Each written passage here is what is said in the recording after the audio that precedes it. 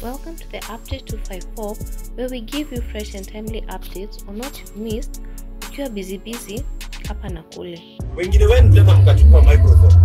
Mkasema hamtaki kanisa kwa mambo yenu na hamtaki wanasiasa. Bishop Ben ni kanisa. Sababu mimi ni JCS. Si ni ukweli? Sasa mimi my Gen Zs niwaambie I don't have a political agenda. Sababu mimi si mwana. Uliona hapa tulisimamisha ibada kumwona Raila. Sisi ni wajaluo. Sisi ni wa ODM.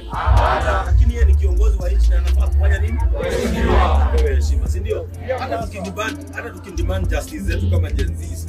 Si ni lazima tena tuheshimu serikali. Tuheshimu walio katika serikali.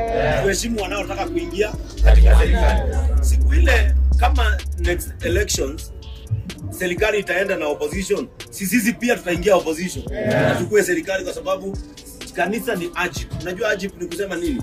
Any government in power. Kwa sababu kanisa is under the government of Kenya. Wananchi walio hapa sio wangu.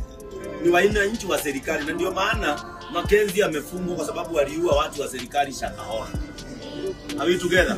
Waliokufa mikononi mwake ni watu wa mkitoka pale nje nyinyi si wa Kristo ni wapiga. Are we together? You have to understand these things. Sasa mimi nikaona Bishop Ben hataki tena kujipaka uchafu. Na sitaki kurushiana maneno na mtu. Na hata nyinyi si mlinipata kwa compassion. Na wale watu walisema tusikuje. Tulishinda hapa na nyinyi siku nzima. Hata kupanda kwa madhabahu wasema wamepeana 100. Hata kwa kina huyo Kaluma. Hao walisema tusiende kwa kina Gift. Hawakwenda. Sasa sisi tuko na mchango yetu. After mmetoka kwa Mama Gift, sisi kama kanisa tutaipelekea Mama Gift kwake nyumbani. Lakini leo sisi tutakuja ayumofa kufikiria atapita hiyo atakuja. Lakini Bishop Ben sababu tu ya usafi wa mambo na kuweka mambo wazi tulifeel tumekwazwa. Sababu sisi hatuombi kitu kiwe chetu. Tunaomba tupe aliye na shida. Sisi ile siku tutaenda kwa Mama Gift tuone anahitaji kisiagi tutamuombea. Tutatafuta pesa na hata saa hii tuko na pesa yetu ile tunatoa kwa kina Gift itakuja na mofa, lakini sisi presence yetu itakosekana ili tuheshimiane. Sababu mimi niko kwa compassion na nitaendelea na nini? Lakini kujibizana na mtu na watu sisi hatutaki.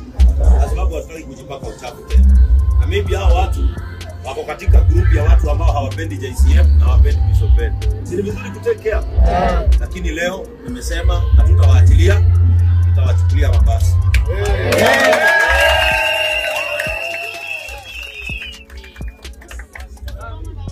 Kwa hiyo make sure basi zimekuja, hao watoto wametoshea, waende na warudishwe. Na hizo basi ziwatoe hapa na jioni ziwarudishwe hapa.